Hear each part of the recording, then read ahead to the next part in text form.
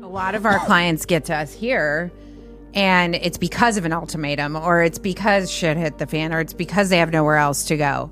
And then us as a team of professionals who's trained in all of this, then we are going to probably have a lot better luck with that motivational interviewing piece. Right.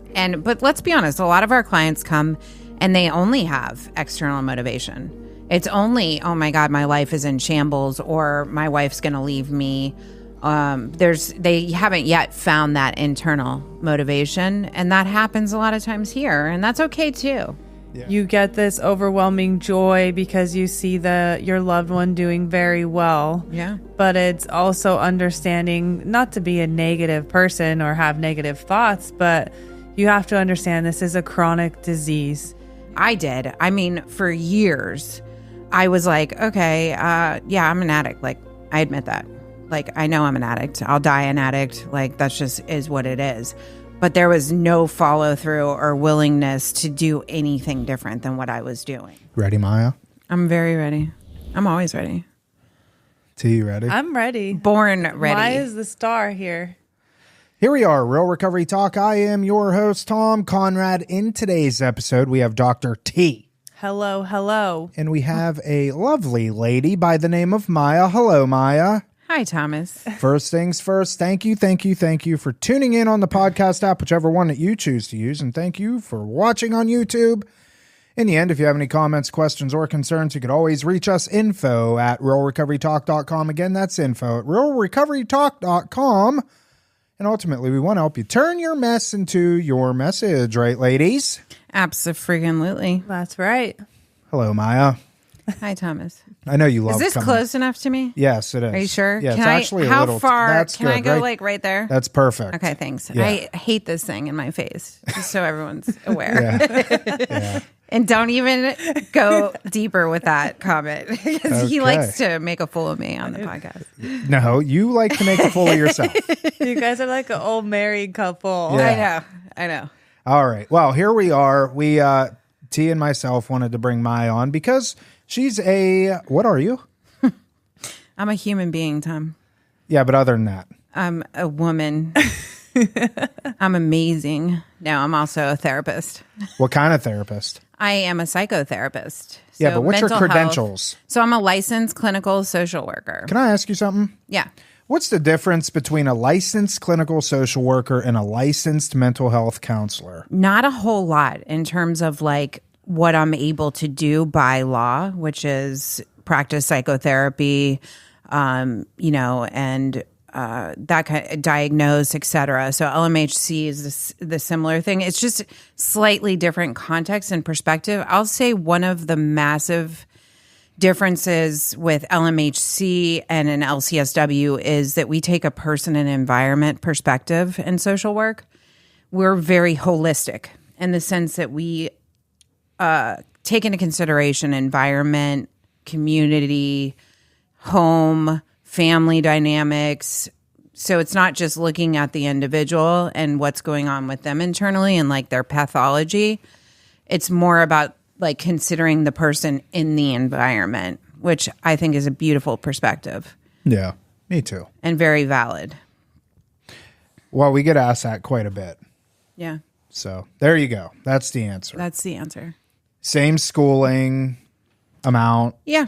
Yeah. Same education, same interning, a lot of the same classes.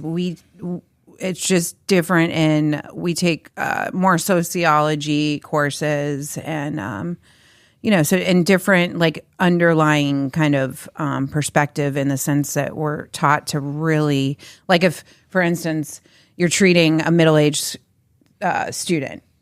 middle school student, excuse me, and they come into the office and, all of a sudden the teachers are like, they were so good and, now they're having behavioral issues. Like an LMHC might be like, okay, well, let's consider like ADHD and what's going on with your diet and we would do that as well. But I'm also going to be like, tell me what's going on at home. Has there been any shifts, or how are mom and dad getting along? What's going on with your siblings? And do you see what I'm saying? Yeah. So I'm taking a more global perspective. Looking at environment and all that stuff. Very much so. Yeah. Yeah. Well, that's good. I'm glad you clarified that. Yeah. You're a very good licensed clinical social worker. Thank you. Yeah. All right, Tambini, kick us off here. Tell us what we're talking about, please. All right. Today we're going to be talking about the stages of change. I think it's very important in what we do every day, especially when we talk about meeting patients where they are at. So no matter where they are at in their active use, early recovery, 10, 15 years in recovery, whatever that means for those people, but to also educate families and loved ones about the stages of change so they can kind of understand from a patient perspective what they kind of go through with their addiction and how they might be able to address it in each particular stage. Not that there is a way exactly to address it, but, in each stage per se, but how to better build their foundation and helping their loved one and helping the addict themselves through their addiction. So the way that I would like to structure this is we cover each stage individually and then give the listeners a particular action item as to what they should do if they feel like their loved one is in this stage. Okay. All right. Sounds like a plan. And you're the therapist. You're the brains behind this whole thing. So we're just going to kick it off to you with stage number 1. Yeah. Which is pre-contemplation. Yeah. Well, I think we should just give them a quick, go for it. Overall perspective of it. So it's like the trans-theoretical model, and it was kind of developed so that in treating people that were making massive changes and stuff like that, we could take a more compassionate approach, and particularly addiction. And it's the understanding that there's kind of an evolution that happens when somebody is faced with massive crisis and the need to change and that kind of thing. So it's just an overall model of understanding, and it goes the individual is going to move through the stages of this change. And so maybe that helps. It does, yeah. And people have to understand that it's not a linear progression. So they can, go through 2 stages and then regress back. Correct. To stage 1. So it's an ever evolving thing. Yeah. That happens, but as long as people try to understand the progression that occurs, they can try to, what we always say, meet them where they are at. Yeah. And by the way, I mean, it applies to anything too, not just addiction. But so pre-contemplation, we'll start there because that's really like the beginning stage, right? And that is kind of exactly what it sounds like. It's pre-contemplating that they even have an issue that needs to be addressed. And denial is a massive part of the disease of addiction because of the nature of the disease and the way it works neuroscientifically speaking and neurochemically. You're talking about substance of abuses that are hijacking the brain's reward system and releasing massive amounts of dopamine and endorphins and affecting the motivating factors in the brain. So quite literally, like the biology of the person that's an addict, their brain is telling them repeat that behavior kind of thing. So it, in essence, becomes their best friend. Like the disease of addiction becomes their best friend. It becomes their one and only coping mechanism, their most important coping mechanism. And so, and some of the families may have seen this. It's where like they're telling them like, you have a problem, you need to get help. And they're responding with like anger and like denial and no, I don't have an issue and that kind of thing. That's like pre-contemplation. And God, like just in my personal history, I mean, it took me a long time to get to a space where I was like, okay, I might have a problem now. And I mean a long time. And from everybody else's perspective, like my family and everybody else, I had hit what looked like 1,000 bottoms to them. But remember, an inability to stop is an earmark, despite negative consequences. And it's amazing how self-deception plays a role in that denial, and that the addict is able to justify everything that's happening out here. I mean, and literally believe their own deception. And so that's the early stage. And I think in this stage, if you have a loved one that is in this stage and you're recognizing like they are just completely not willing to hear anything you're saying about like the possibility of getting help or anything like that, this is where allowing them to feel some of the consequences of their behavior, of their addiction, is really important. Elaborate on that a little bit. So I guess pain is probably the greatest motivating factor when it comes to change. And this can apply, like, say somebody is eating poorly, right? They love the food. There's benefits to it. It gives them the dopamine hit and it tastes good and all of that stuff. They're not going to find the motivation to change unless there's some things going on. Like they're going to the doctor and guess what? Their cholesterol level's high. Or, now they're like maybe pre-diabetic. And right, Dr. T, like that's when they might be like, okay, now I have some consequences to look at, and that's scary for them, right? So the same can apply with the addicts, right? But if we have the family members who are so afraid that they're going to hurt themselves or something bad's going to happen or et cetera, and so they're enabling them by cushioning the blow or allowing them to remain in their house while they're continuing with the behavior, et cetera, then they're not going to feel the pain of the behavior. Does that make sense what I'm saying? Yeah.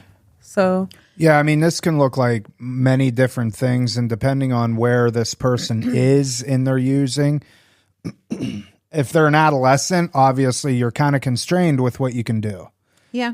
You can't throw them out of the house. You're their legal guardian. But what you can do is, I don't know, take their iPad away from them, take their video game system away from them. And, a lot of parents, unfortunately, in this day and age, they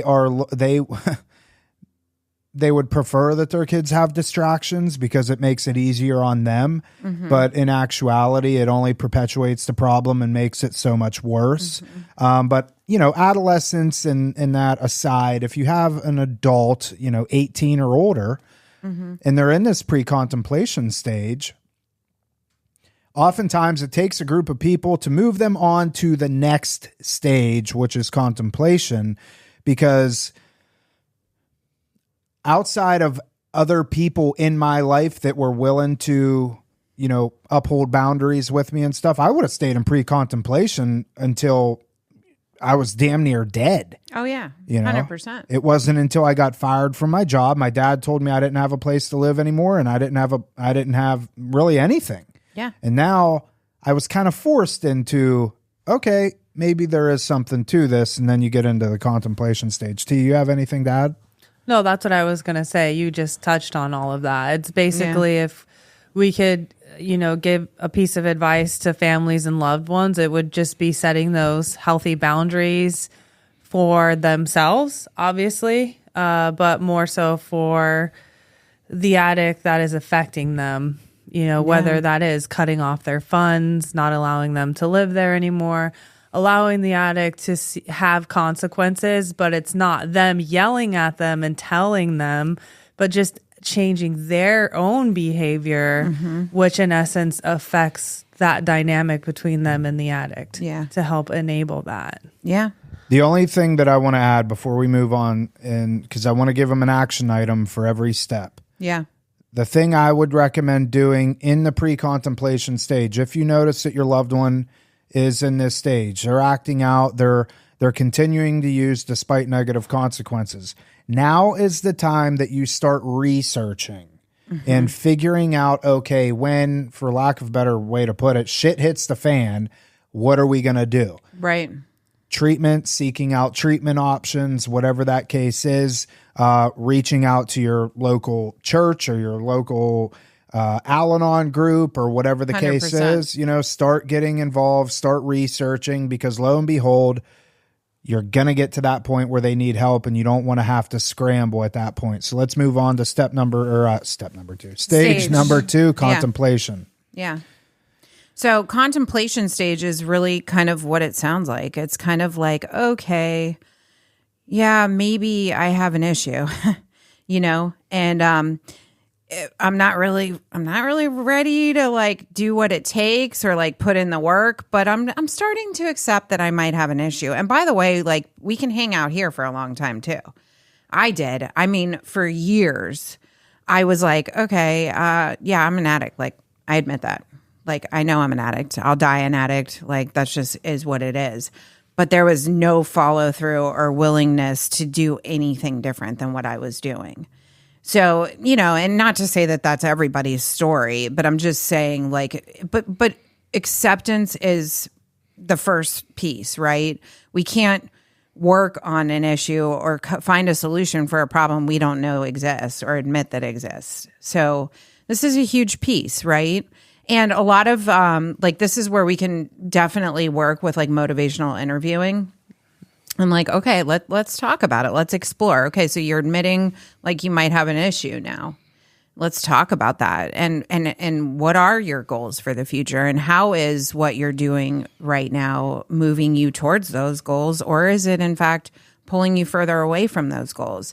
And just allowing them to start to maybe broaden their perspective and take a more objective look at their life and what's going on and that kind of thing. So a lot of work is happening around motivating them because we want them to eventually take action steps, right?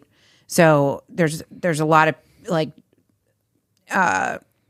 motivating them to follow through with that concept of like, okay, there's an issue, and yeah, like now let's like get bought in kind of thing.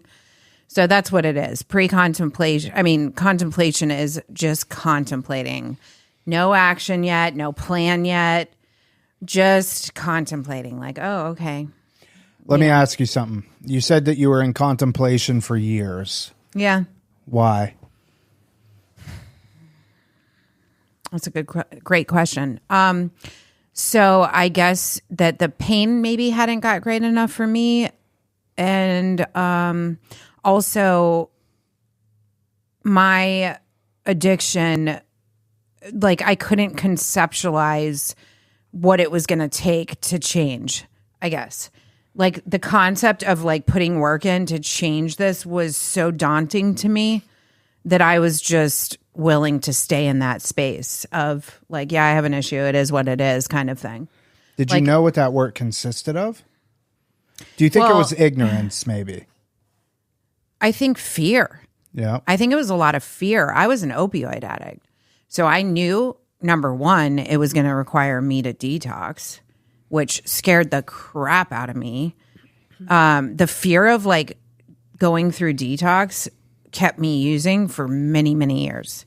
Like that fear of, oh my God, like I couldn't even fathom. Like I would panic if I didn't have drugs for an hour, let alone trying to go, any longer than that.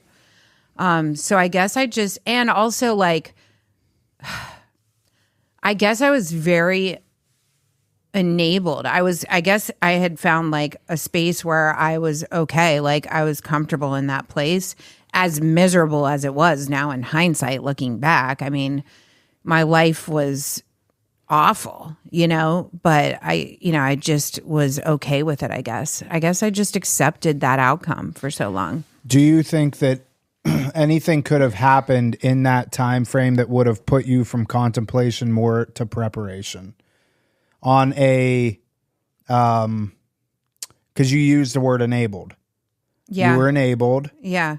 And it wasn't even so much like in the traditional sense of like enabling. Like my family had far removed themselves from like financial support or anything like that. And I was, selling drugs is what I was doing for many years to support my habit. And, I lived on my own. That kind of thing. but I was very enabled, I guess, in the sense that I had nobody to hold me accountable, I guess. Nobody was calling me out. I guess I had designed my life in such a way that the only people that I allowed into my space were people that would perpetuate my addiction, support it, encourage it. My life was very small, I guess, in the sense that. So your environment essentially enabled the behavior. Yeah, 100%. And you were in a position, I mean, you had enough street smarts about you to be able to maintain your addiction. Because, I mean, we've had clients come through here that they wouldn't last 12 hours on the streets. No. And their biggest enablers are their parents and their loved ones. Yeah. But sounds like it was the opposite. Like you figured out how to make it work. And yeah, well, I got booted at 17. So I had to make it work. And that would explain, I guess, to answer my question, why you were in it so long, because you could be. Yeah. Because you were ultimately the one making the decisions as to how long you were going to stay in this stage or not. Yeah. The environment. And I mean, 100%. Like, and yeah, I mean, I designed my life. Like when I tell you, like I was an addict through and through, like I left home at 17 after getting kicked out. And I was like, nobody will ever be able to tell me to get out again. And I will never depend on anybody. If I can't trust my own family, my parents, like I can't trust anybody. So I developed this like sense of very sick self-sufficiency that just kept me out there, I guess, for so long. Yeah. If that makes sense. I don't know. Yes. Because you didn't suffer so many consequences. I mean, right? like during that time, the lifestyle was happening. Like there was violence. I was getting robbed. There was guns. There was in and out of jail. But I guess I just, like I said, that self-deception piece, I like justified it. It was it became my norm. Mm-hmm. Mm-hmm. So moving on to stage 3, then preparation. And I kind of wait, let's give him an action. Did we give him an action? No, go ahead if you have one. What do you got, Dr. T? Well, to take a step back, what I was taught, like going through my addiction cert, this is the stage, and you touched on it, is when you do use motivational interviewing. Yeah. Like whether it's a family or you have the patient in your office or whatever it might be, and just using those, key characteristics of it. So like using, rather than having a screaming match with your loved one or with the patient about telling them how bad they are and what they're doing is bad, they don't want to hear that. No. So and that can actually have an adverse have impact. The opposite. Yeah. So when they talk about motivational interviewing, it's to meet the person where they're at. Just say like, let's just have an open conversation. Yeah. And what we're going to do is, the acronym is ORs that I was taught. I don't know if you were taught. Yeah. Like it said different ways, but open-ended questions, just sitting there and saying, okay, you've had these consequences and these things happen to you. How does that make you feel? What do you think about that? How do you foresee this in the future? Affirmations, just giving them kind of affirming what they're saying and where they're at, not telling them again, negative, reflecting on the things that they're saying that is positive that might elicit change talk, and then just summarizing is the summarization of the things that the conversation that you just had, and leaving that with them to like, for it to fester in their own brain, that you've enabled them to have self-determination. Right. Which is huge. Right. Because they're never going to change because somebody tells them to change. Exactly. They have to elicit that little spark inside of them that says, I can't do this anymore. I do want something different. I want to change. And that's what the motivational piece is. It's about you trying to evoke that internal motivation versus being like, this is what you need to do, or, setting, ultimatums or, any of that stuff. It needs to feel like they're making the decision, I guess. Yeah. I would say to that, and I agree with everything you're saying, both of you. I think that's in an ideal world. Motivational interviewing isn't going to work for everybody. I would argue it probably works with, I don't know. I feel like it works. Let's just say 50-50. 50% of the time it's going to work. 50% of the time it's not going to work. And I can tell you that just based off of my own experience, my dad tried this and he didn't even know he was doing it, but it didn't do anything. You know, and that's actually a good, valid point, because a lot of times we're talking about now years of patterns of communicating with your loved ones. And just to be quite honest, like a lot of our clients get to us here and it's because of an ultimatum, or it's because shit hit the fan, or it's because they have nowhere else to go.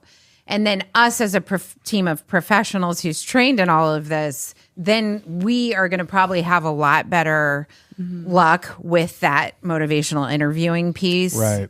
But let's be honest, a lot of our clients come and they only have external motivation. It's only, oh my God, my life is in shambles, or my wife's going to leave me. They haven't yet found that internal motivation, and that happens a lot of times here, and that's okay too. Yeah. You know what I mean? For them to show up here in the contemplation stage is normal. Yeah, I would say if you are a loved one and you're going to try, which definitely try the motivational interviewing side of it, don't get discouraged if it's met with a bunch of resistance, because that's going to be totally normal, totally natural. And that's where, like, I encourage parents and loved ones whenever they're speaking to, or I ask them the question, who has the biggest influence over this person outside of you? Yeah.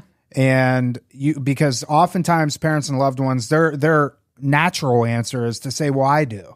And it's like, yes, you do, in the sense of you're their parent, or you're their husband, or you're their wife. And yes, you do have influence over them in that sense, but they're not going to listen to you the same that they would say maybe listen to, you know, the youth group leader that, you know, or their basketball coach, or whatever the case is. Yeah. And really encourage them to see if they can speak into it, because they're going to be a lot more receptive. Yeah, so, definitely. all right. So moving on, we're at contemplation, Now we're at preparation. Yeah. So preparation is, again, what it sounds like. And this is where they're starting to come up with a plan of action, essentially, you know, and it's like, okay, I'm kind of to that place where I have a problem, and now I know I need to do something about it. And I'm willing to do something about it, kind of, you know, we're getting to that space. And so there's a preparation that kind of happens. And that's like think of any change, anytime, like let's say you're trying to change your diet or go to the gym, you're going to have that preparation part where it's like, okay, this is the diet I'm going to start incorporating.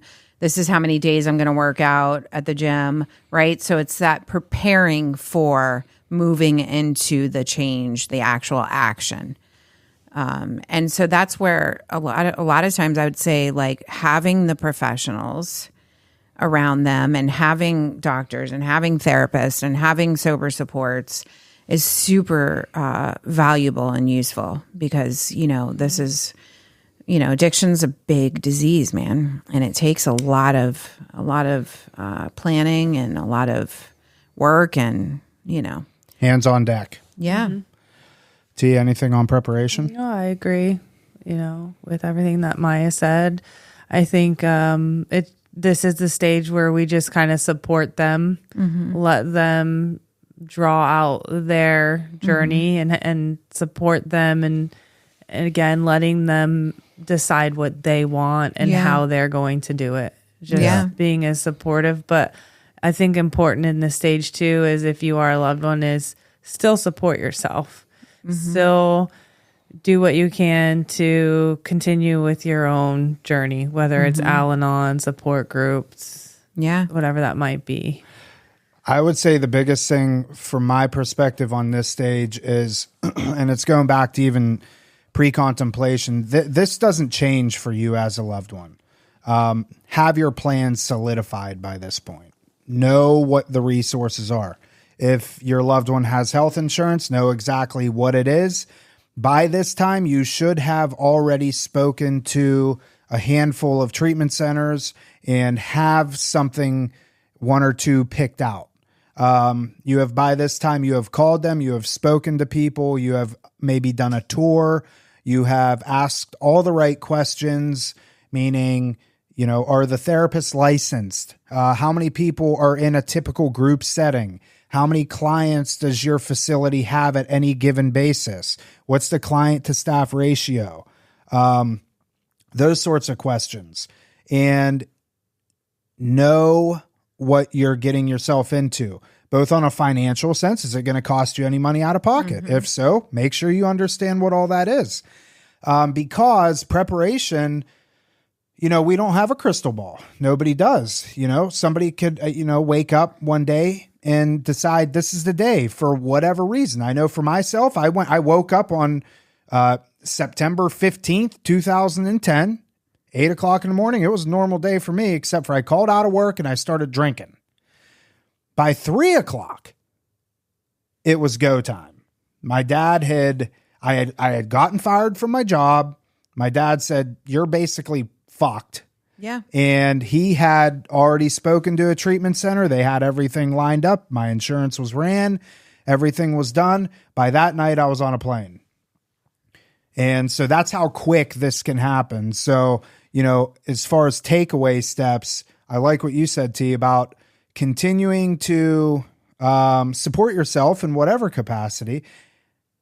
Understand that this doesn't just affect your loved one. This ultimately affects you. So starting in pre-contemplation, through contemplation, into preparation, have this stuff figured out. Know what you're going to do when rubber meets the road, because it could happen very quickly. Absolutely. Yeah. And I want to point out too, you were alluding to like how important it is to allow them to play a role in their change process. Right. You know what I mean? Like, and really letting them make the decisions. And ultimately, the family's powerless. I mean, at the end of the day, like they can do some things, of course, and educate themselves and get support. And at the end of the day, though, it is 100% on this person to really put in the work. And also, I want to point out too, reminding them that this is not linear, like Dr. T was saying. So like, oops. You're good. Yeah, I hate this thing. Anyway, pointing out that like a lot of times they're going to vacillate. Like, and actually when they talk about this model, the way the visual of it is like a circle, right? And up here you have pre-contemplation, and then you kind of move through and it has an arrow going like this. The idea being that this is kind of like, it's not linear. It's not like they're going to go through this stage, then this stage, then this stage, and then boom. You know what I mean? So in other words, they can go from pre-contemplation into contemplation and then start to admit, and then really quickly go back to never mind. No. Because it's just the nature of this thing. Change is hard. It's uncomfortable, and it requires a lot of work, man. Well, and that goes back and reinforces why I say to have this plan put in place, because if you don't have your plan put in place and you give whoever it is an opportunity to think, that's not good. Yeah. If they say, "Hey, I'm ready to go," you want to be able to either have the plane ticket bought if they're going out of state and get them to the airport. Because if you give them even an hour, granted, listen, this in a perfect world, you have everything lined up and you just take them straight to the airport. But point is, minimize the amount of time that they have to really think and ruminate on back to, because they can go back to, or they can call, one of their friends and say, "Hey, this is the position that I'm in." And yada, yada, yada. And then friend says, "Oh, dude, come crash on my couch." Because, who knows? You could have fed your friend a bunch of BS. "Oh, my parents are kicking me out because X, Y, and Z." And your friend's like, "Oh, poor Maya." And then you go and crash on someone's couch, and they don't know, you know. I tell parents this all the time too. Don't Uber your loved one to the airport, because somebody as much as the Uber driver can change somebody's mind, so have this stuff put in place. It's extremely, extremely important. So moving on to stage number 4, action. Action is, I like this stage. So do I. So do I, Thomas. Go ahead. This is when they start to take actual tangible steps towards the change, and we talk about change. I just read the book Atomic Habits. I keep talking about it because James Cleary. Yeah, I'm obsessed with it. Great book if you want to read it. But I firmly believe what he talks about in there, that these like massive like goals that we have, right, that they're not attained like in some like magical like day. Like we don't like move from like point A to point Z and, just nanoseconds. That actually that all these massive goals and changes that we make in our lives are obtained through small, little, incremental improvements each day that slowly start to add up, exponentially until we get to that space and we see those results. So now we're looking at like for our clients here, basic little things. I mean, we're like, let's just get up and like brush your teeth and like make your bed. And like maybe like do a morning reading and, but they're starting to take these steps, right? They're getting a sponsor. They're working some steps. They're talking in therapy. They're opening up. They're talking about some of the underlying issues. Like they're taking tangible steps each and every day towards the goal. T, anything on that? No, I always second Maya, but yeah. Agreed. It's just, it may sound very simplistic to most people, and people on the outside looking in that aren't in this world don't understand it, but getting those little things back are a world of a difference to the person themselves, and just having that humanity and getting back into the swing of just having a routine. We talk about routine a lot. And that's why every treatment program is very structured and there's a schedule. So they know exactly how, again, it sounds simplistic, but how to wake up and do their day. Again, how to grocery shop. Again, how to budget the money that they have from, what's given to them. So... And it's neuroscience too. We're trying to create new habits because their old habits are what is ultimately killing them. And so through the only way to form new habits essentially is through repetition, which is where the structure, the routine comes in. Repetition. You're talking neuroplasticity here. We're trying to get them to lay and form new habits. And simply put, that takes time and discipline and repetition, which is a piece of what treatment does for our clients. It gives them that structure and that discipline that they don't already have, that we're trying to instill in them. And that's why we always say to the clients, like, do it here, because if you don't do it here, if you don't start this new habit here, chances are when you leave this environment, right, person and environment, you're going to fall back into old habits. And that's actually neuroscience too, by the way, that your brain will respond to the environment and fall back on what's familiar and what's known based on the environment and the context that you're in. So. Yeah, that's why we tell people all the time, make this action step as long as humanly possible. There's obviously circumstances are going to be different for everybody. But if you're not married, you don't have any kids, and you don't have any severe commitments or whatever, and if you have the ability to go off to treatment for 3, 4, 5 months or a year, do it, because it's going to reinforce what you were just saying about the repetitions and doing these things and integrating you back into society. Now, as far as an action step for parents and loved ones, at this stage, my biggest recommendation is 2 things. 1, breathe. Step back and mission accomplished. Yeah. They're in treatment. They're doing what they need to do. Parents, loved ones, hear this loud and clear. When they get into treatment, your job is done. You play no part moving forward in the treatment process. And parents have a hard time hearing this. So, and I'm referencing helicopter parents. You know who you are. You know who you are. You do not need to call the treatment center every day.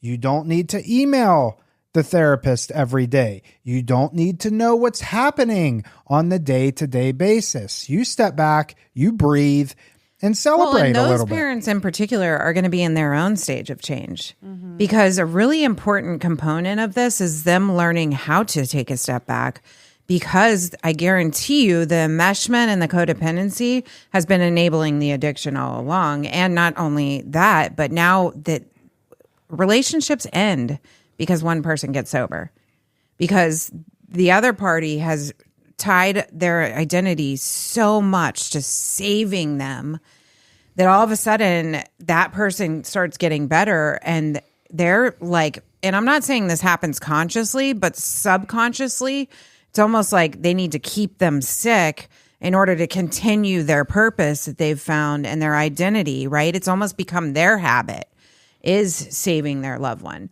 So they should be in their own action stage, going to Al-Anon meetings, getting some help so that they can heal through that.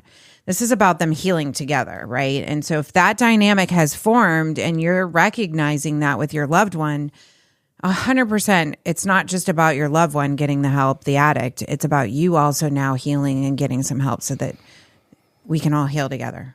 That was the second part that I was going to say. So you covered it for me. Yeah. Okay. Good. All right.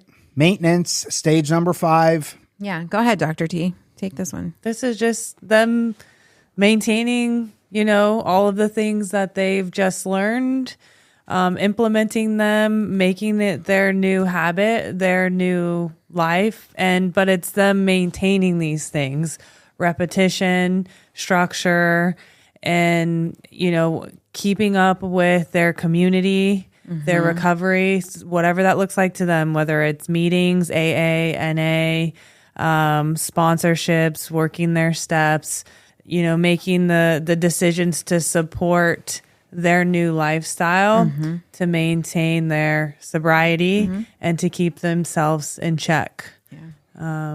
Yeah. And it's like kind of like you look at this and it's almost like it kind of organically just flows for like our clients in treatment from like action stage while they're in treatment to then moving into discharge planning. And then that would be us helping them into their maintenance stage, right? Like, let's talk about your plan after you leave, because we're not going to be standing over them saying, do this, do that. Then, with the structure and all maintenance could look at a lot of different ways depending on where they're at. It could be continuation of therapy. If they do 90 days of treatment and they come home for whatever reason, maybe they have to go back to work. Yeah. Maintenance could look like, okay, I'm going to enroll in an outpatient program. I'm going to have an individual therapist and I'm going to attend AA meetings or NA meetings. But for parents and loved ones, the maintenance is the same exact thing for you. You have to maintain your what's the word I'm looking for? Yeah, maintain your boundaries. Because by this point, you have learned a lot yourself, or at least you should have. Because, and I don't know if we were clear, maybe we should be clear now. When your loved one or whoever is at pre-contemplation and you're starting to pick up on things, they're unable to use despite negative consequences, this would be a good time for you to start learning and getting plugged into a support group. Al-Anon, Celebrate Recovery, whatever the case is, some sort of support group in your area. If there's none available, which unless you live in the backwoods of West Virginia, I don't know, go on the internet and find some sort of virtual support group. But that should start for you in the very beginning. That way. And who's a good example of this? Who? I know who you're thinking. Who just came back? Mom? No. Oh. They were just on the podcast. Julia and Josh. Oh, yeah. Julia did this. Yeah. They got involved in Al-Anon a year before Josh even got sober. Yeah. And that allowed them. It's funny. I think I titled the podcast episode or the thumbnail of the YouTube video.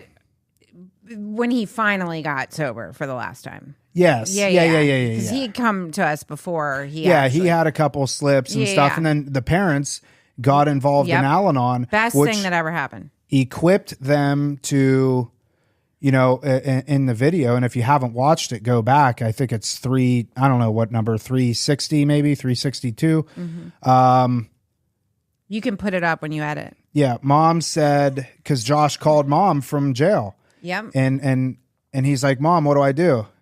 And she said, just to give them the backstory, he came to treatment, he was in action stage and then left, relapsed, and now he was in jail. Yeah, he was in jail and he called mom and she said, well, why don't you ask your higher power? And that was it. And basically, and but so we laugh, but we know that the power of that is so real, because in the past she would have been right down there, bonding him out, saving him.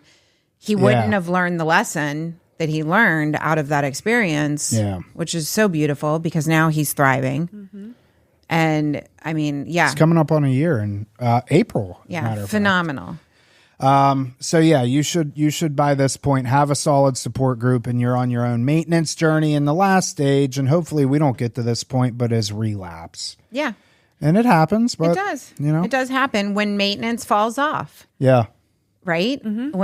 So this is where like relapse warning signs are valuable to know. Like if you start to see your loved one, this is where you can actually have a conversation with them preemptively and say, hey, if I notice some relapse warning signs, like I notice you stop going to meetings, I notice that you're starting to isolate more, I notice that your mood is fluctuating and maybe you're more irritable than normal. Is it okay if I point it out to you?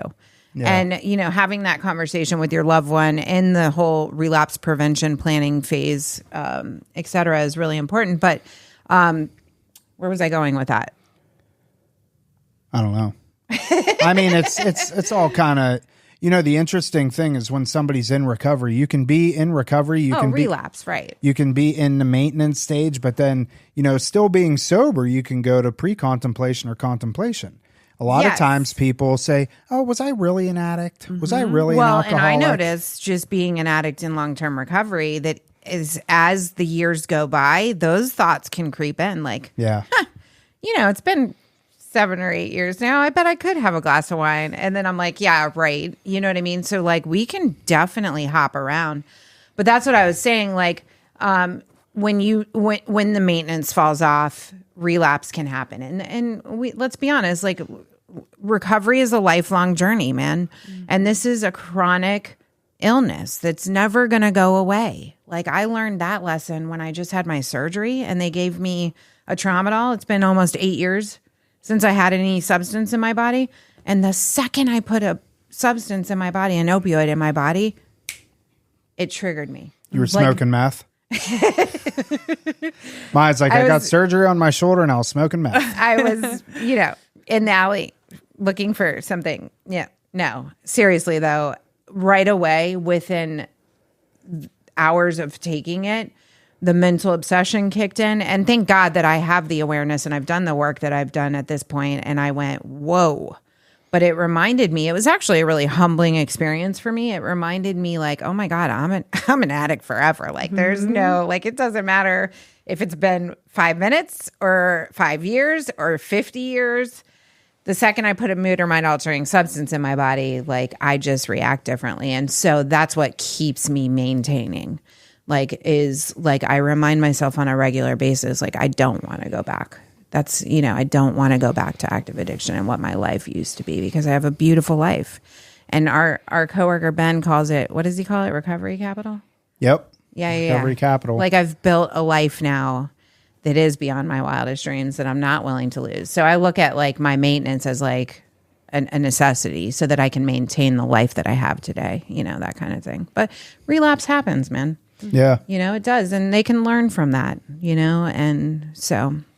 I think that's a good takeaway point for families and loved ones too for this stage per se is like you get this overwhelming joy because you see your loved one doing very well. Yeah. But it's also understanding not to be a negative person or have negative thoughts, but you have to understand this is a chronic disease. Yeah. And relapse is part of it. Are there people who will get it on their first try? Sure. But that's a very small percentage of people. So also understanding or trying to wrap your head around that these people will regress, and relapse is part of it, and also how you help your loved one in the event of relapse. Right. Yeah. You also still have to help yourself, because it will also mentally and it's physically defeating. affect you as a loved one or in a support system. Yeah. So how you also cope with it matters. Yeah. Yeah. And there's a lot that can be learned. And it's not to say that all the, like, let's say they were in all these stages and they were in action and they were in maintenance.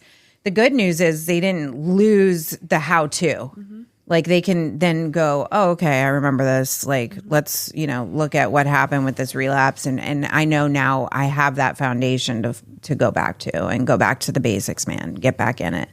Yeah. So, well, and if you're a family member and you got plugged in early enough and you're in your own support group and you have your own recovery, if in fact relapse does happen, you'll know what to do. mm-hmm. Yeah. You 100%. will. So, yeah. Well, that was fun.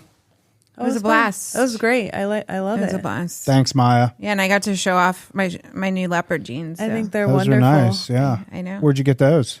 This is from, well, I guess it's from a brand, Ghani. Oh, yeah, Ghani. You don't know Ghani. No, I don't. I know. Spell it. No. Mahatma Ghani. Actually, I spent probably more than I should have spent on these jeans, but these were they went viral. It was like a whole thing. And then they came back in stock for 24 hours. And I'm like, I'm buying them because I'm obsessed with leopard. It's my thing. So. Can I ask how much they were? No, not on national TV. You're not going to do that to me. Okay. Yeah. All right. But this is what I get to do today. I get to, instead of spending money on drugs, I get to buy jeans. So it's a good life. Recovery capital. There you go. All right. That is it for this episode of Real Recovery Talk. Thank you for tuning in. In the end, if you have any comments, questions, or concerns, you can always reach us, info@realrecoverytalk.com. Again, that's info@realrecoverytalk.com. And ultimately, we want to help you turn your mess into your message. And please go join our Facebook support group. I was just thinking, when you talk and you do your whole spiel, it sounds like when you go into something and you hit twice the speed or whatever. Yeah. But you're actually naturally doing that. It's like the Micro Machine guy. Matchbox guy? No, Micro Machines. No, I think you're talking about the Matchbox guy. Whatever, the guy that talked really, really fast. Yeah, that's Matchbox. That's you. All right. That is it. We'll see y'all later. Bye. All right.